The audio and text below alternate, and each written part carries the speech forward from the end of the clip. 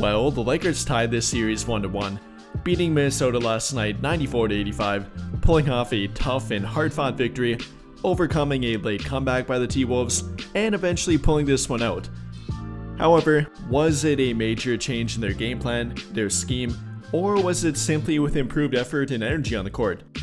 Well, you obviously can't point to one thing alone here, but the thing you definitely can point to the most was in fact their improved energy and effort, and their improved physicality on the court too.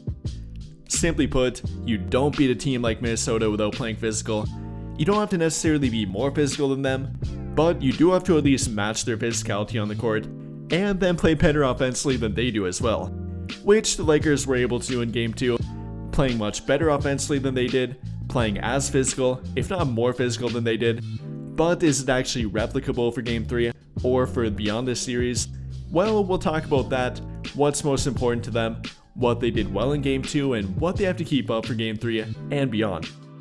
But before we get too far into it, don't forget to check out JSM Clips. Here you'll find exactly what it sounds like, clips of my main videos that YouTube might not recommend you, the most important parts of my videos that are summarized into 1 to 3 minute clip, maybe slightly longer, and then occasional content that I don't post to my main channel that would not fit a long form video. So be sure to check it out, and I'd genuinely appreciate it if you would subscribe. But now getting back to our topic, and starting out with key number 1 from Game 2, and definitely for the rest of this series, it would have to be their physicality on the court. I mean, simply watching the game, you could tell a noticeable difference from Game 2 compared to Game 1, which all came down to their energy and effort on the court, and again their physicality on the court.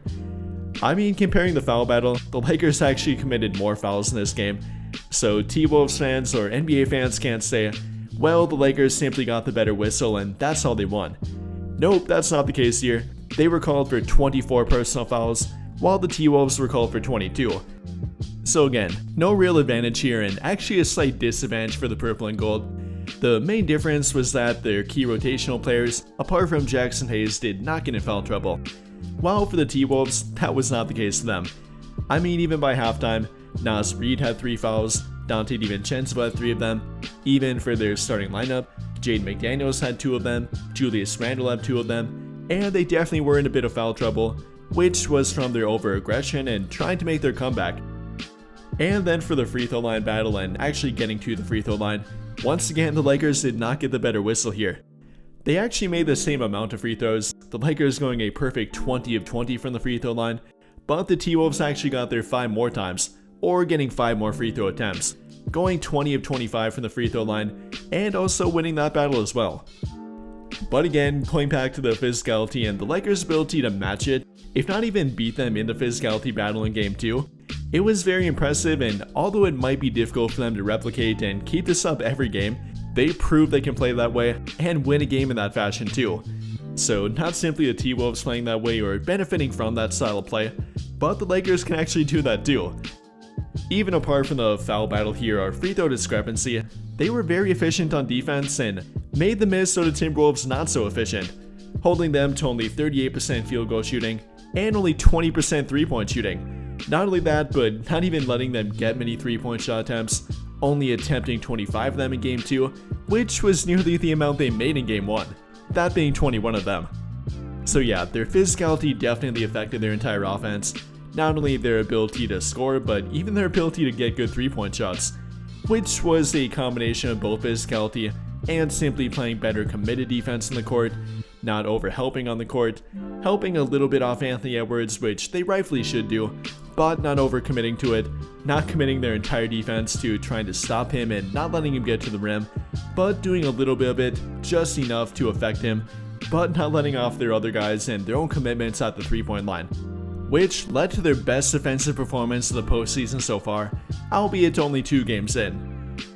And well, with that, you gotta mention some individual names to go with it, and the guys that stood out.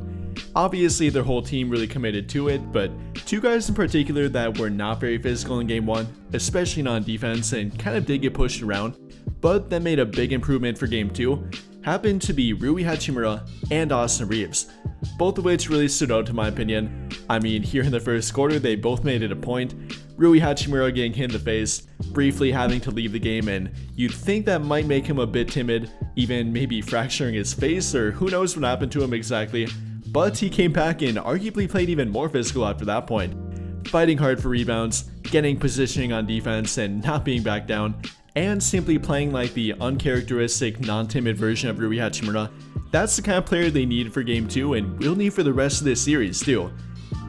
And then for Austin Reaves, definitely playing more physical on defense and much more committed defense in Game 2, taking on everyone from Anthony Edwards to then being switched on to guys like Jaden McDaniels and or Julius Randle and actually holding his own against them, much like on this play during the mid-first quarter, getting switched onto Julius Randle in a late shot clock situation, Randle trying to bully his way toward the rim and definitely trying to bully Reaves here, trying to get closer to the rim that he eventually got, albeit with some backside help from LeBron here. But Austin held his own, forced Randle to take a step back mid-range shot, and forced a miss here on this possession.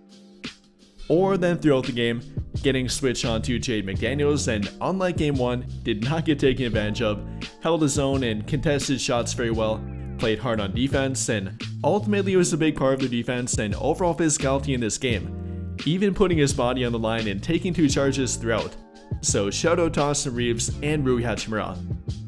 But for their entire team, and can't forget the guys off the bench, Dorian Finney-Smith obviously a staple of their physicality, coming off the bench and playing a lot of small ball 5 for them, or at power forward, taking on the Rudy Gobert matchup at times, Julius Randle, and or Naz Reid, holding his own and playing some great defense in this one. Or then for a guy like Gabe Vincent, coming off the bench and immediately making an impact, both defensively and offensively too.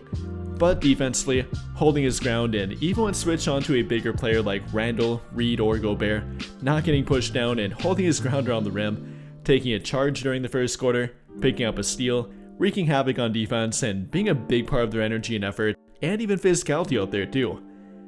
Or then for Jared Vanderbilt, not much to point to here in the stat book, only 1 rebound and 1 steal, playing only about 8 minutes, but he was part of that physicality out there too. Coming in and wreaking havoc, per usual, jawing at Anthony Edwards, Naz Reid, bringing that energy on defense and helping them to maintain that throughout the game, even in limited playing time. Vanderbilt was part of that too.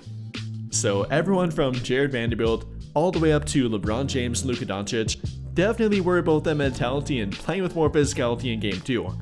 which in my opinion was their number 1 reason for winning this game and will have to be something they maintain to win this series. But apart from that, and apart from their physicality, did they do anything different on offense, and if they did, what exactly was it?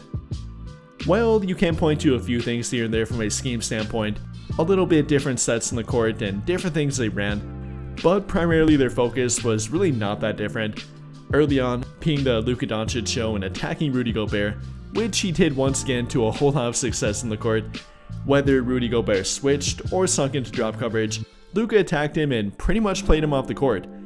For the second game in a row, Rudy Gobert playing under 30 minutes and once again being a negative plus-minus by halftime, ending with a -2 on the game overall, not being a part of their 4th quarter lineup and actually keeping him off the court during their late 4th quarter comeback. That says a lot about the matchup here and what they can't do against Luka Doncic, aka play drop coverage, a more traditional style of defense, and load up around the rim around them, and especially with Luka Doncic out there. And even apart from Luka Doncic, the Lakers played much better offensively in Game 2, but actually not even close to their ceiling in my opinion, which is a great thing for them, and combined with their improved effort and physicality on the court, that means they have even more room to grow in this matchup. I mean, from an efficiency or 3-point shooting standpoint, not that great in Game 2. Not bad and definitely better compared to Game 1, but still a bunch of room for improvement.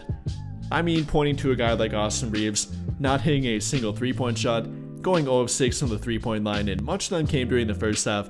If he would have made a few more of them, that definitely could have translated to a bigger lead for them and possibly a blowout. Or then combined with LeBron, also not very good from the 3-point line in Game 2, 1 for 5 and not being that efficient, not for his standard anyways, or for their entire team in general, only knocking down 6 3-point shots, 6 of 29 from the 3-point line, only about 21%. And yes, they are matching up with a very good defense, so it's not like we can realistically expect 40%, apart from maybe one game, but even up to 30 to 35%, would be a difference and an improvement from this game, and that would obviously raise their offensive ceiling. So combine that with their defense and maintaining their physicality, and they do have even further improvement to be made in this series and against a tough opponent like Minnesota. And with all of that being said here, what do you guys think? How did you feel about the Lakers Game 2 performance, and comparing it to Game 1, how much better was it, what was different, and can they maintain it, and how do they maintain it going forward? Let me know your thoughts in the comments down below. But I think that'll pretty much do it for this one. And if you enjoyed the video, then I would greatly appreciate it if you dropped a like, subscribe to the channel if you have not already, and hit that notification bell to never miss out when I upload a video. But as always, thank you for watching and have a great day or night.